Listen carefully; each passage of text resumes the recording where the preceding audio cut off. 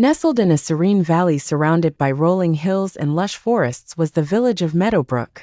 The villagers led simple lives, tending to their farms, crafting goods, and caring for one another. At the heart of the village was a small cottage where a woman named Clara lived with her young son, Thomas. Clara was known throughout the village for her boundless love and compassion.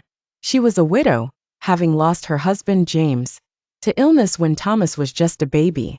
Despite her loss, Clara had dedicated her life to raising her son with love, patience, and unwavering support. Thomas, now 8 years old, was a curious and energetic boy. He adored his mother and often helped her with chores around the house and garden. Clara, in turn, nurtured his curiosity, teaching him about the world and instilling in him the values of kindness and empathy. One summer evening, dark clouds gathered over Meadowbrook, and a fierce storm rolled in. The wind howled, and rain poured down in torrents.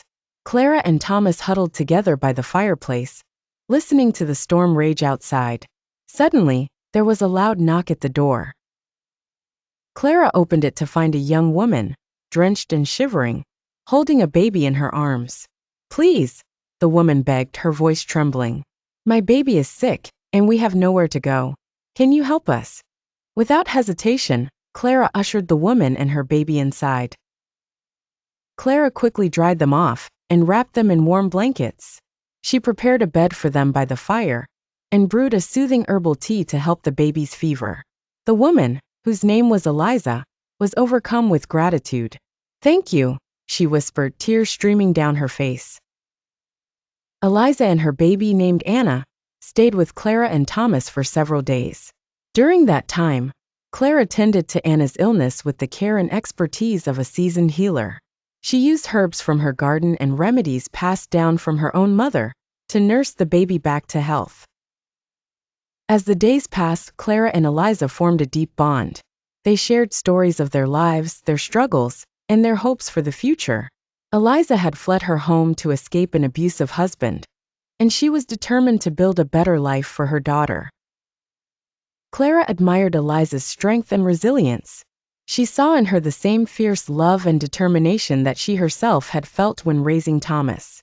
The two women became like sisters, supporting and encouraging each other.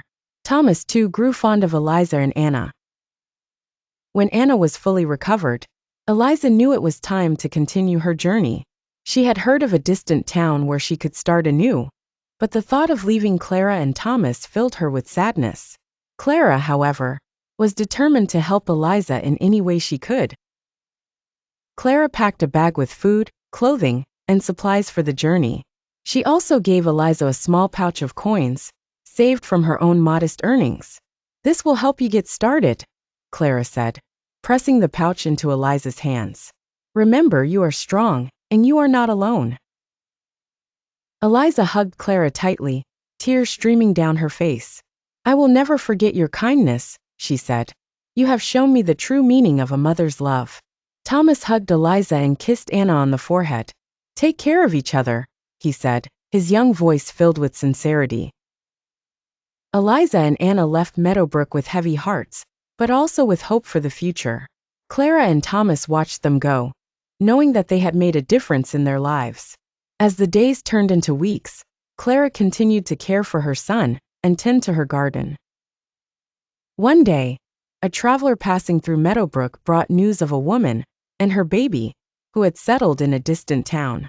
The woman had opened a small bakery and was thriving, thanks to the kindness of a stranger who had helped her in her time of need.